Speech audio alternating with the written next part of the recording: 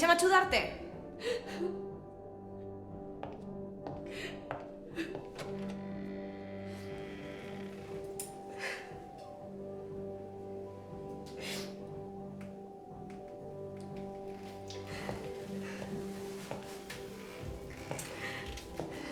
Hi ha que fer-ho amb molta cura, si no s'esgarrarà. Ja havia passat abans, no? Sí. Els sobres que van fer la reforma es deixen en un cargol que és un parany per als vestits llargs. A més d'una li ha arruïnat el vestit i la festa.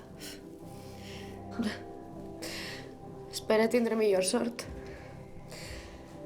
Fins ara la boda marxa bé. Devia ser una llàstima acabar la festa amb el vestit de la nòvia esgarrat, no? Ja està. Alliberat el maleït cargol.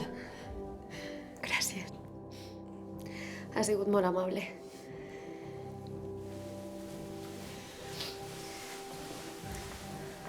És veritat, és un vestit preciós. I encara li queda molta festa, si apenas anem per l'aperitiu. Mare meua, serà una nit llarga. Sí. Per això serà millor que t'arreglis el maquillatge. Sobretot el dels ulls. Jo també he vingut a retocar-me un poc. Sempre diuen que hem d'estar a l'altura de la nòvia. Et conec. Perdona, no em referia a tu, Tranquil·la, ja m'havia donat compte. Deixa'm que t'arregli eixa destrossa.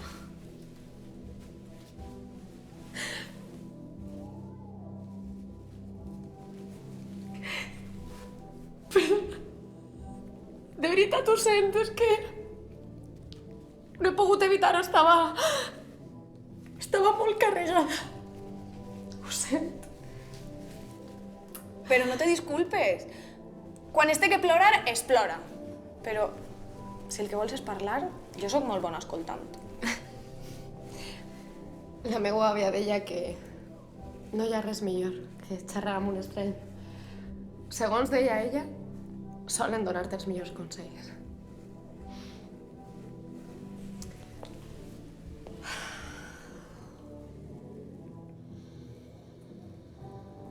Em dones un cigarret? Ho sent, no en tinc... És que en esta sala no es pot fumar, no, ni tan sols els típics cigars que regalen en les bodes. Encara no té l'aroma del cigarret per ací.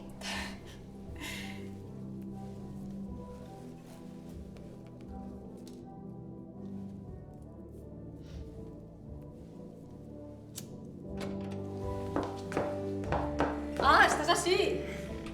Tots estan esperant per fer-se fotos amb tu. Mira que estàs guapa. Que em pisse!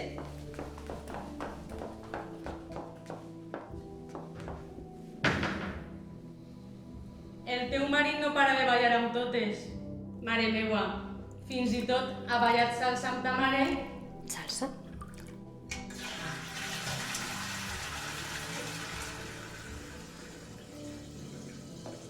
Crec que està un poc piripi. Ma mare! No, el teu marit. Acaba de retocar-me i val. Val. Mira que estàs guapa. Visca els nòvios!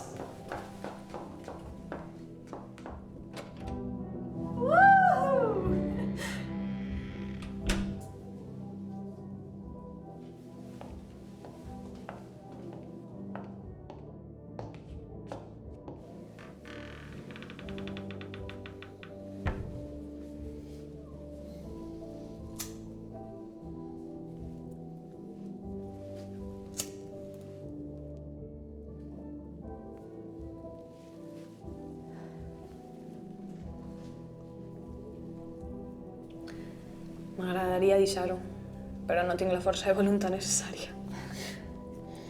Voluntat. Qui la tinguera, Llàstima que no tots en tenim prou. Jo vaig aconseguir deixar-ho, és el primer que fume des de fa anys. Però avui és un dia especial.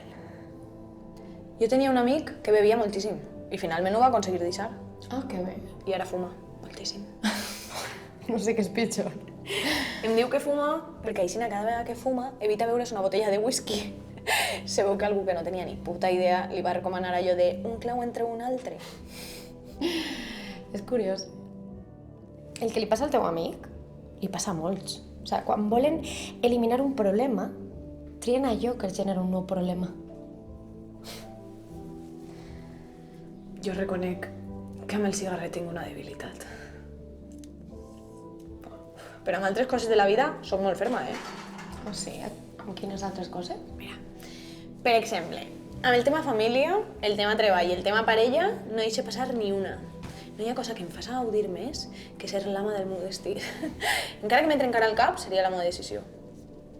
Jo no em deixo manipular, no em deixo fer xantatge i encara menys deixo que algú me faci plorar. Perdona que no ho dic per tu, La meva àvia, que guanejava tot molt, en este cas diria, conèixer la veritat no és sempre una bendició. Jo no soc molt d'analitzar les coses com feia la teva àvia. Jo soc més de clavar la pota quan dic el que em passa pel cap. I què més et passa pel cap quan em veus plorar així al bany? Les nòvies que ploren de felicitat no amaguen les seues llàgrimes al bany.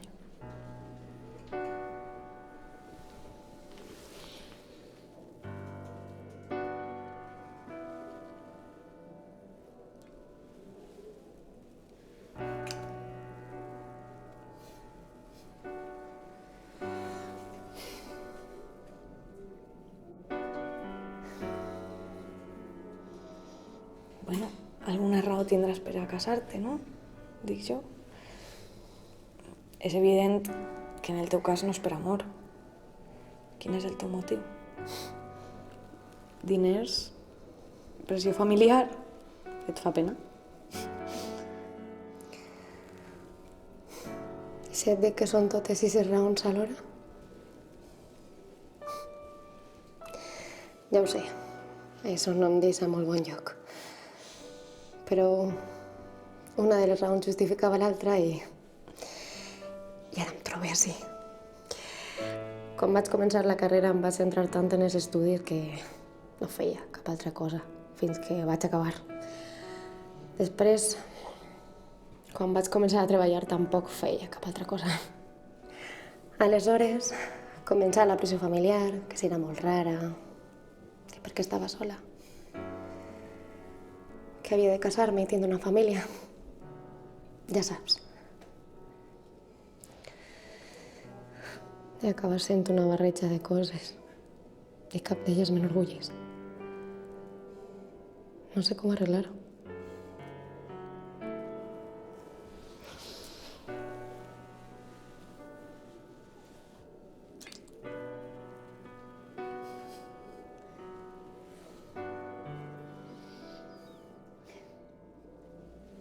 Com diria la teua àvia, tot és fins que un dia deixa de ser.